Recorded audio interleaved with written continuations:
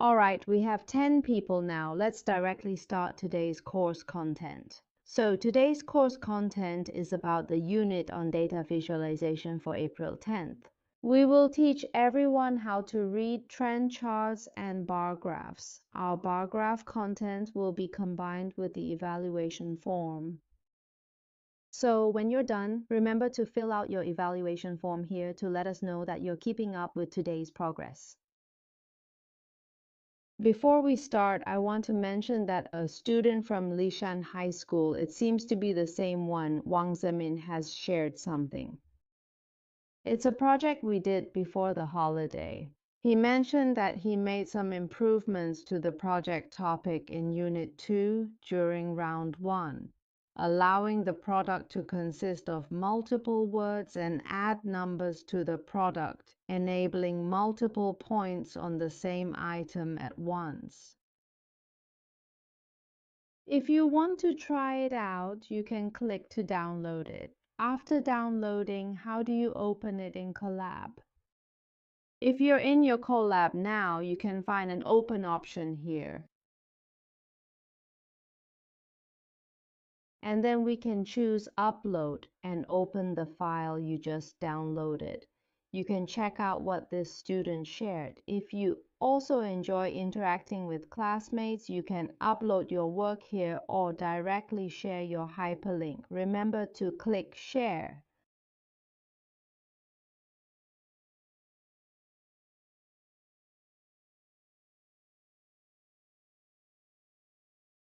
And set it to anyone with a link, then copy the link down. You can also say that I've put Lishan High School's Wang's work on Colab.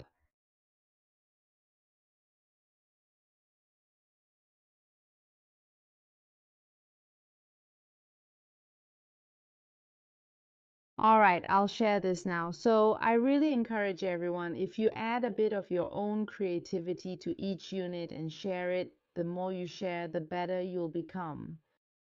Now let's take a look at what he did. There's a run all option here. Let's see what he means by adding items and numbers.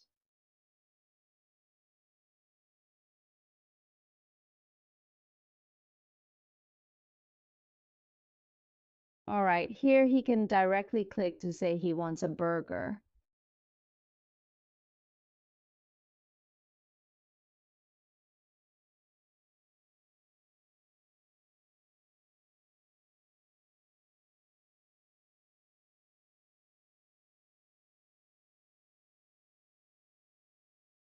So he made this change here. If everyone likes what he did, you can come here and give him a thumbs up. All right, that's all for now. I just wanted to mention the student who was willing to share in the last class. Even though there's only one, we look at it positively. If there's one, we encourage one. If there are two, we encourage two. I hope that through this kind of mutual influence, more and more students will be willing to share.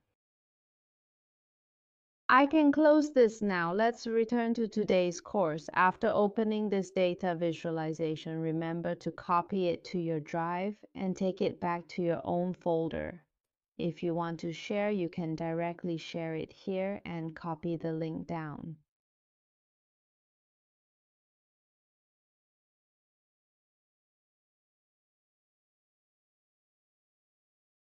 You can paste it here and say which school you're from and what you're sharing, and then you can share it.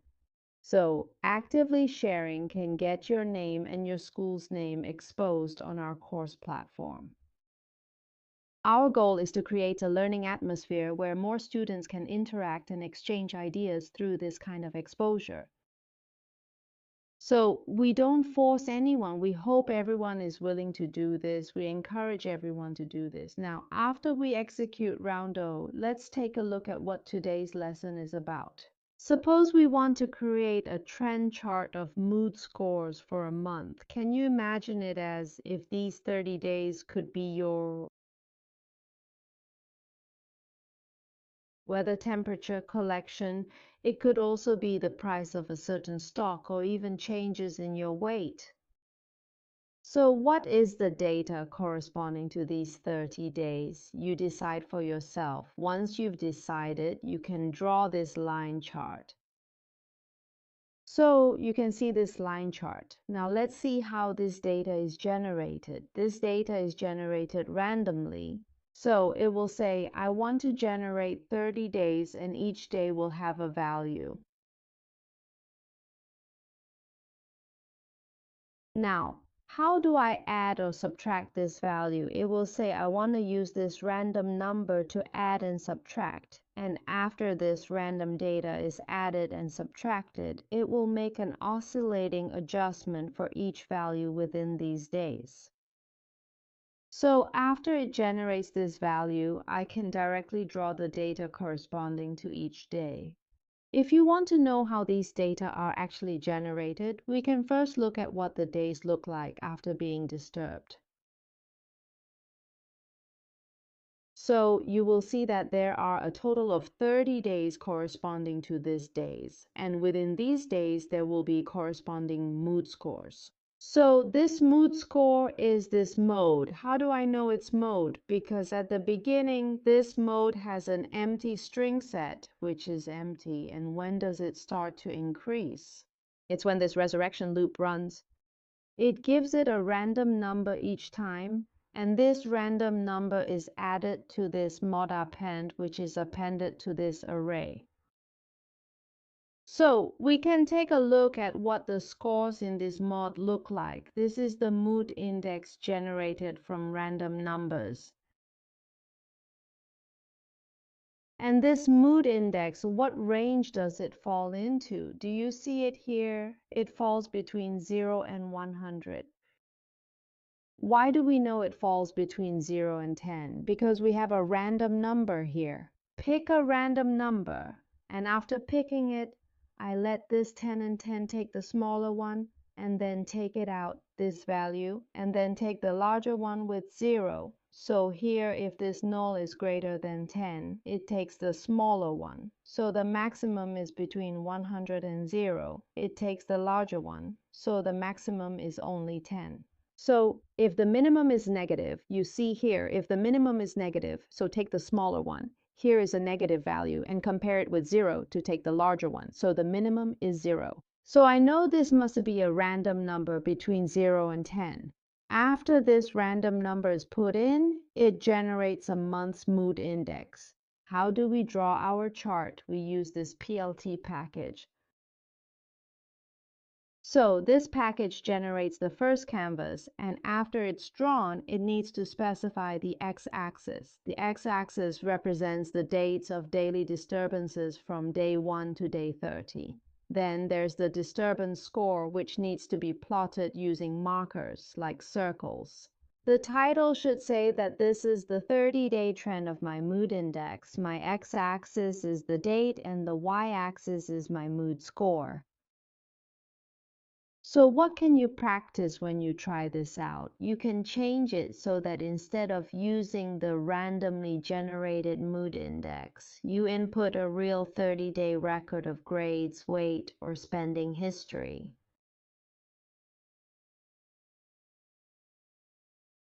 This section can be replaced with the 30-day changes you want to record. If you want to move on to round 2, it's also very simple. After we finish round 2, the goal is to compare the average scores of 2 classes after grouping them. So you might think, what if I directly provide the average scores of the 2 classes today? Here, I didn't calculate the average. I did it externally. 82 is the average for Class A and 89 is the average for Class B. What can you do with this section? How can you practice? You can create a random combination. Suppose today I can create a random combination here. Take this random combination and practice with it. I hope my average is truly for all 30 students in the class. So here it might be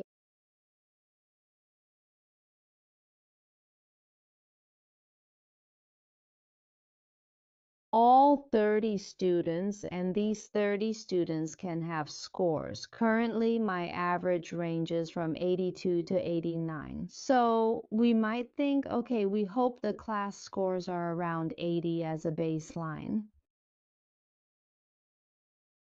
I want these 30 students to fluctuate around a score of 80, and the appended score is the result.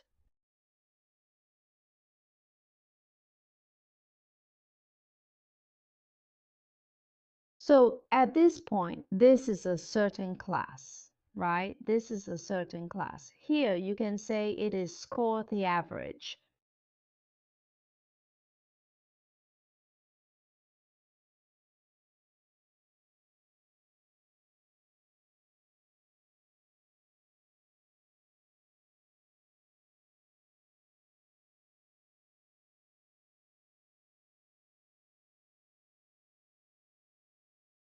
A certain class is like this. You can have a class that really comes from here. So how do you confirm it? Then we can separate it and execute it. At this point, we can see my score. Did these 30 students start fluctuating around 80 something? I want to calculate this average. Okay, then it says this, average is not defined. So we need to check what the command for average is. If you forget, don't worry because we have this great AI that can be our teacher. So it means you need to do the sum yourself and then divide it by the total number of people to get the average. All right, so I've decided. So when it comes out, it's this. So I can put this average in, execute it, and then move this average to this position.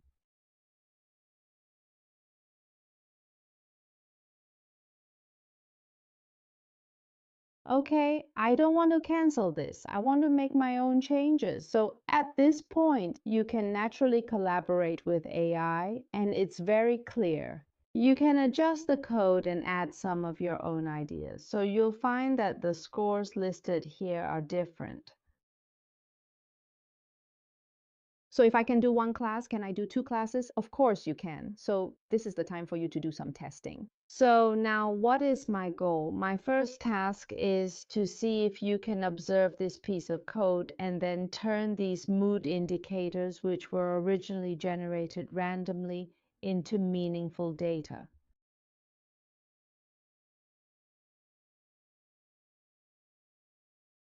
For example, you can fill in 30 days of weight changes or record the spending changes of your allowance over 30 days, or maybe you're tracking a particular stock and really input the 30 days of trading prices here for everyone to adjust the data.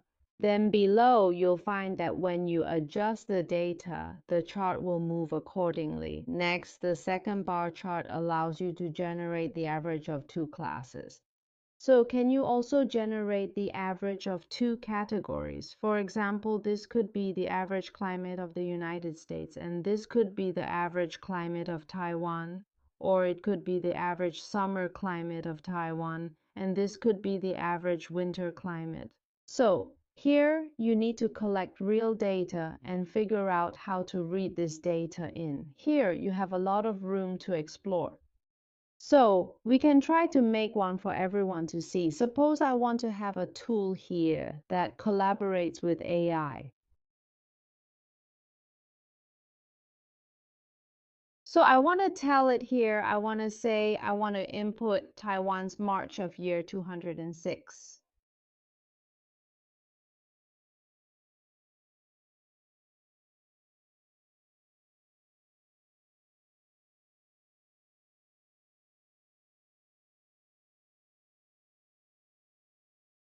For 30 days. Okay, suppose let's see how it will provide us. So you can make good use of AI to help you input the data.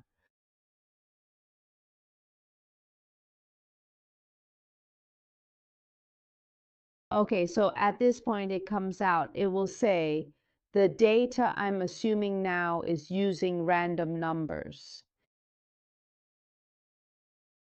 However, it is between 15 and 30. The average monthly temperature is between 18 and 25. Then it fluctuates within this range. So the example it gives you is not from the Central Weather Bureau, but a simulated climate using past average temperatures. Well, that's fine too. Let's try it. So at this point, it comes out. This 30-day climate change, if you feel this isn't enough, you might wonder how to get real temperatures.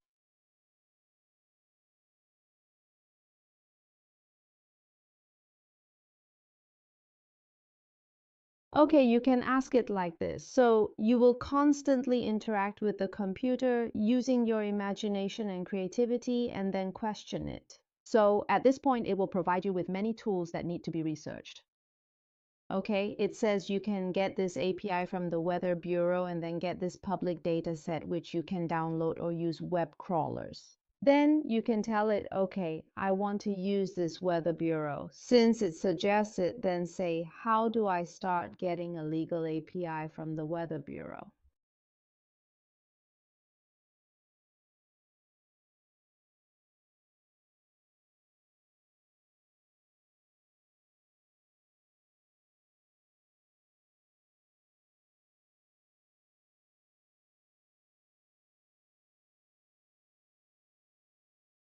So at this point, it will tell you that you need to register an account to get the key. This process is left to you as an extended little challenge. We won't extend much here. However, what I want to demonstrate here is that if you can come up with some creative ways to obtain data, your code won't be limited to just generating random numbers or hard coding data.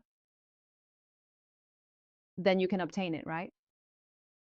Or you can copy and paste it into Google Sheets and then let Google Sheets become a way to read the file and bring it in. Because didn't we teach file handling before? Yes, we did teach file handling. So we have taught file handling.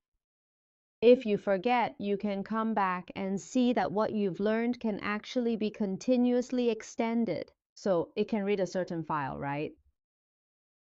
So similarly, you can bring over this file reading task. Then can't you copy and paste real data from the internet as a way to extend data acquisition? All right, next, I want to give the time back to you. So now, what do you need to do?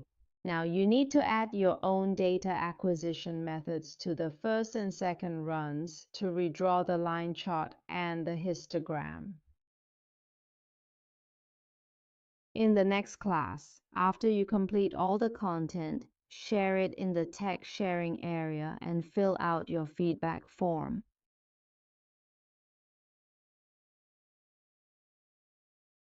If you're willing to do a bit more, as I mentioned earlier, your data isn't just about interacting with Google to bring in Gemini data.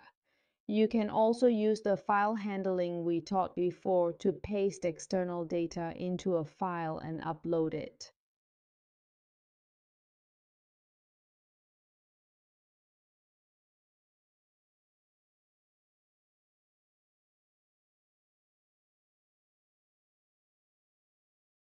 Let the computer read your data and then visualize it. So you'll find that what you learned before isn't a fragmented skill, it's actually a continuous capability. The array lists we're teaching now, haven't we taught them here before? If you can make good use of AI, can't you also incorporate the file reading process into visualization? So it's a composite skill set. This entirely depends on whether you're willing to accept this challenge and practice. All right, next we'll give the time back to the teachers of each class. Teachers, let the students practice first. Today, after these 2 runs and adding some new creativity, share your tech innovations here. All right, since I made some adjustments, I'll save it now. After saving, I'll share it. So you can see what I've adjusted. Copy the link down here and I can paste it to say I'm sharing the new data acquisition content added today.